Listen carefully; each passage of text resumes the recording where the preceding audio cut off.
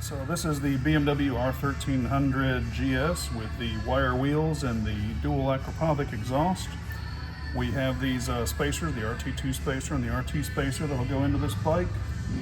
We use this custom frame on this bike so that we don't have any issues with the exhaust or wheel clearance. This was redesigned for the R1300. This is the revision to the RT frame, which we originally built for the R1200RT.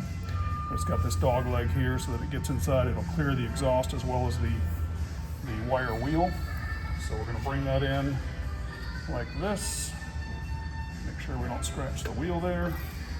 Get that in place, and once we get it lined up, we're going to bring the rod in, and the rod will go through from the drive side. I only have one pin with me, but we're actually going to pin this from both sides.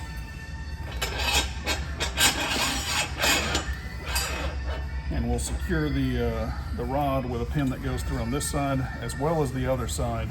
And then we've got wheel clearance here. We got about a ½ inch of wheel clearance between wheel and frame, and then plenty of clearance on the exhaust. And again, this will also work on the RT models as well.